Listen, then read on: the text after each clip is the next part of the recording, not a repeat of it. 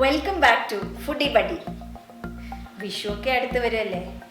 ഇപ്രാവശ്യം കൊറോണയൊക്കെ കൊണ്ട് നമ്മുടെ വിഷു എങ്ങനെയാണെന്ന് അറിയാലോ. അപ്പോൾ മത്താപ്പൂ ഒന്നും കത്തിക്കാൻ പറ്റൂല.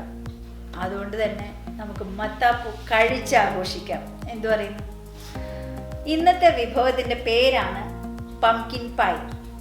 മലയാളത്തിൽ ഇതിന് പ്രത്യേകിച്ച് പേരൊന്നും ഇല്ലാത്തതുകൊണ്ട് ഞാനിട്ട പേരാട്ടോ മത്താപ്പൂ എന്നാണ്. പേര് പോലെ തന്നെ മത്തൻ തന്നെയാണ് ഇതിൻ്റെ മെയിൻ ഇൻഗ്രീഡിയൻറ്റ്. പക്ഷേ കണ്ടു കഴിഞ്ഞാൽ മനസ്സിലാവില്ല കേട്ടോ മത്തനാന്ന്. എൻ്റെ വീട്ടിലൊക്കെ മത്തൻ എന്ന് പറഞ്ഞു കഴിഞ്ഞാൽ എൻ്റെ മോൾക്ക് കണ്ണെടുത്ത് കണ്ടുകൂടാ. അപ്പോൾ അവൾക്ക് ഇഷ്ടത്തോടെ കഴിക്കാൻ വേണ്ടിയിട്ട് ഇങ്ങനെ ഉണ്ടാക്കി കൊടുത്തു കഴിഞ്ഞാൽ ഭയങ്കര ഇഷ്ടമാണ്. അപ്പോൾ നിങ്ങളും വീട്ടിലോട് ആരോടും പറയണ്ട ഇത് മത്തൻ കൊണ്ടുള്ളൊരു വിഭവമാണെന്ന്. ഓക്കെ, നന്നായിട്ട് കഴിച്ചോളൂ. മത്തൻ വാങ്ങി വെച്ചോളൂ, നന്നായിട്ട് ഉണ്ടാക്കാം. ഇതിലേക്ക് ആവശ്യമായ സാധനങ്ങൾ നമ്മുടെ എല്ലാം മത്തങ്ങ എല്ലാ വീട്ടിലും സ്റ്റോക്ക് ഉണ്ടാവുമല്ലോ. ഇപ്പോൾ എല്ലാവർക്കും അറിയുമോയെന്നറിയില്ല, പക്ഷെ ഞാൻ ഒരു ടിപ്പ് പറഞ്ഞുതരാം. ഇത് കുറേ ദിവസം നിൽക്കാൻ വേണ്ടിയിട്ടുള്ളൊരു ടിപ്പാണ്. ഇതിനകത്ത് കാണുന്ന ഇതിൻ്റെ അരിയൊക്കെ എല്ലാം ക്ലീനാക്കി വെച്ചതിന് ശേഷം ഇത് നമ്മൾ സൂക്ഷിച്ചാൽ കുറച്ചധികം ദിവസം നിൽക്കും. 2 തക്കാളി, പിന്നെ ഒരു സവോള, പിന്നെ മൊസറല്ല ചീസ്, മുട്ട, പിന്നെ കുറച്ച് അരിപ്പൊടി, അതായത് മത്തങ്ങയും അരിപ്പൊടിയും കൂടെ മിക്സ് ചെയ്തൊരു മാവ് പോലെ നമുക്കൊരു പരത്തി എടുക്കാൻ പറ്റുന്ന ഒരു പാൻ കേക്കിൻ്റെ എല്ലാം മുകളിൽ എടുക്കാൻ പറ്റുന്ന ഒരു പരുവത്തിലാണ് കുഴച്ച് വെക്കേണ്ടത്. പിന്നെ പീൽ ചെയ്തെടുക്കാം.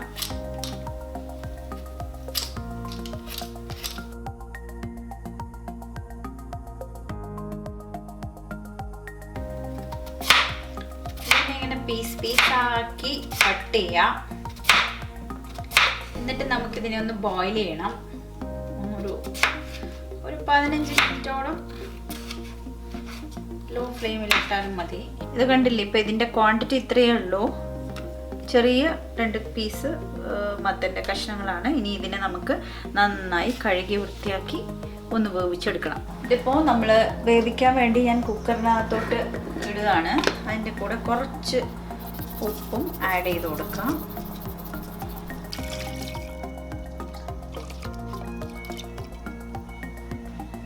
മട്ടൻ വേവിക്കാൻ വെച്ചിട്ടുണ്ടല്ലോ, അപ്പോൾ ആ സമയത്ത് നമുക്ക് സമയം കളയണ്ട.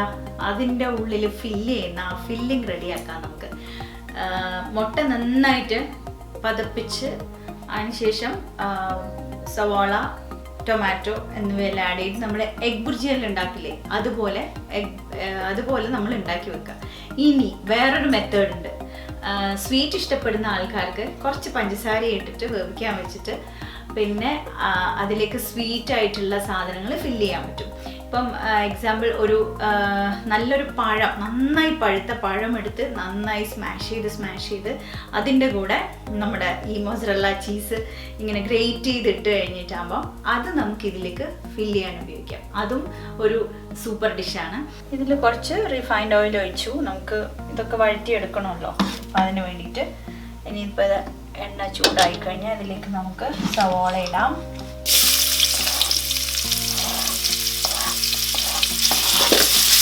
സവാളയുടെ കൂടെ കുറച്ച് ഉപ്പ്, കുറച്ച് പെപ്പർ, കുറച്ച് ചുവന്ന മുളക് പൗഡർ. ഇനി നമുക്ക് നല്ല തക്കാളി ആഡ് ചെയ്യാം.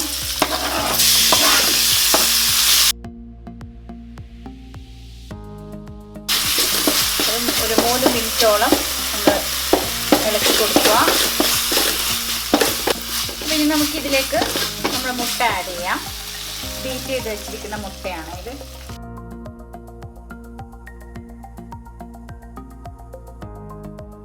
കാണുന്ന പോലെ ലിക്വിഡ് ആവരുത്, അത് കുറച്ചൊന്ന് ഡ്രൈ ആയിട്ട് വരണം. ഫില്ല് ചെയ്യാൻ പാകത്തിന് നന്നായിട്ട് ഉടക്കണം എല്ലാം. ഇതിലേക്ക് നമുക്ക് ചീസ്, മൊസറല്ല ചീസ് ഇങ്ങനെ ഗ്രേറ്റ് ചെയ്തിട്ട് ആഡ് ചെയ്ത് കൊടുക്കണം. മത്തൻ ഇവിടെ റെഡി ആയിട്ടുണ്ട്. നന്നായിട്ട് ഉടച്ചെടുക്കണം നമുക്കിതിനെ. നമുക്ക് സ്മാഷ് ചെയ്തെടുക്കണം. നന്നായി വെന്തുകൊണ്ട് എളുപ്പത്തിൽ ചെയ്യാൻ പറ്റുന്നുണ്ട്. ചീച്ച് പരിപ്പെടുക്കണം. നമുക്ക് നമ്മൾ ഈ ചപ്പാത്തിയൊക്കെ ഉണ്ടാക്കുന്ന പോലെ ഒരു ഗോതമ്പ് മാവ് പോലെ ഒരു മാവ് ഉണ്ടാക്കണം. അധികം ലൂസ് അല്ലാണ്ട് അതിന് വേണ്ടിയിട്ടാണ് ഞാനിപ്പോൾ ഇവിടെ അരിപ്പൊടി എടുത്തിരിക്കുന്നത്. നല്ല ചൂടുണ്ട്, ഒരുപാട് വാട്ടറി ആവാൻ പാടില്ല. അപ്പം ഞാൻ 2-2.25 കപ്പോളം മാവ് എടുത്തിട്ടുണ്ട്. എന്നാലേ അതിനൊരു അധികം വാട്ടറി അല്ലാണ്ട് നന്നായിട്ട് നല്ലൊരു പരുവത്തിലാക്കാൻ പറ്റും. നമുക്ക് ആക്കി നോക്കാം ഒന്ന്. ഇതിനിടയ്ക്ക് നമുക്കിങ്ങനെ ഉരുട്ടിയെടുത്തിട്ട് ഉള്ളിലേക്ക് ഫില്ല് ചെയ്യാൻ പറ്റുന്ന പാകത്തിലായോ എന്ന് നോക്കണം. ഒരുപാട് വാട്ടറി ആയി കഴിഞ്ഞാൽ ശരിയാവില്ല. കുറച്ചും കൂടി നന്നായിട്ട് കുഴച്ച് മിക്സ് ചെയ്യണം. ഒട്ടും വെള്ളം ആഡ് ചെയ്യാണ്ടാണ് ഇപ്പം ചെയ്തത്. നമ്മൾ ആ മത്തൻ വേവിച്ച അതുണ്ടല്ലോ, അത് മാത്രമാണ് ഞാൻ എടുത്തിട്ടുള്ളത്. ഞാൻ കണ്ണൂരുകാരി ആയതുകൊണ്ട് ബോംബ് ഉണ്ടാക്കുകയാണെന്നുള്ള തെറ്റിദ്ധാരണയൊന്നും വേണ്ട. ഇതൊരു നിരുപദ്രവകാരിയായ നല്ല ഫുഡ് ഐറ്റമാണ്.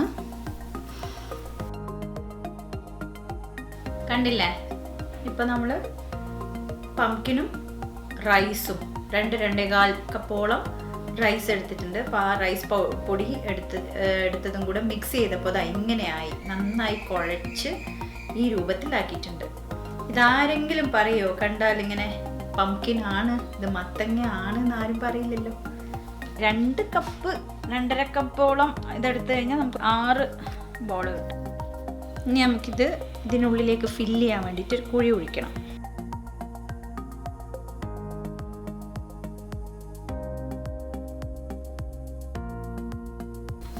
കുഴിയിൽ റെഡി ആയിട്ടുണ്ട്. ഇനി ഇതിലേക്ക് നമുക്ക്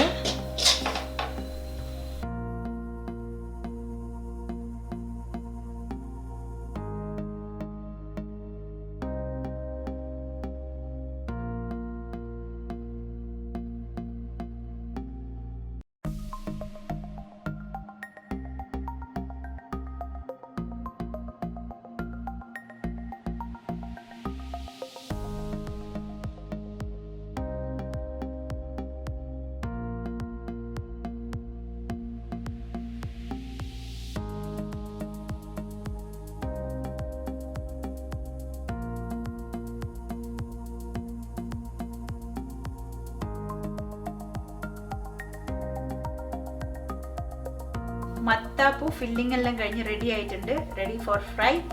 വീട്ടിൽ ഒന്നിൽ കൂടുതൽ കുട്ടികളുണ്ടെങ്കിൽ ഒരു കാര്യം ശ്രദ്ധിക്കുക, എല്ലാം ഒരേ ഷേപ്പിലും സൈസിലും ആയിരിക്കണം എന്ന് നിർബന്ധമായിട്ടും ശ്രദ്ധിക്കണം. ഇല്ലെങ്കിൽ അതൊരു അടിയിൽ കലാശിക്കും. 1.5 മിനിറ്റോളം കഴിഞ്ഞ് കഴിഞ്ഞാൽ ഇതിനെ ഒന്ന് തിരിച്ചിട്ട് കൊടുക്കുക. ഒരുപാട് കരിഞ്ഞ് വരാൻ പാടില്ല, കാരണം ഓൾറെഡി വെന്ത സംഭവമാണിത്. മത്തനൊക്കെ ഒരുപാട് വെന്തിട്ടുള്ളതാണ്. ഇതാണ് എൻ്റെ എണ്ണച്ചൂല് കേട്ടോ.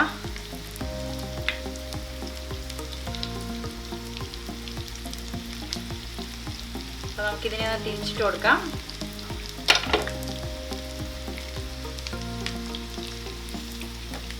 ഓക്കെ, നന്നായിട്ടാവുന്നുണ്ട്. 3 മിനിറ്റ്സോളം ഇതിനെ ഒന്ന് ഫ്രൈ ചെയ്തെടുക്കണം, കുറഞ്ഞത് കേട്ടോ. അപ്പം നമ്മുടെ ഈ പംകിൻ പൈ ഏതാണ്ട് റെഡിയായി. കണ്ടില്ലേ, ഇങ്ങനെ മുകളിൽ ബ്രൗൺ കളറായിട്ട് വരും.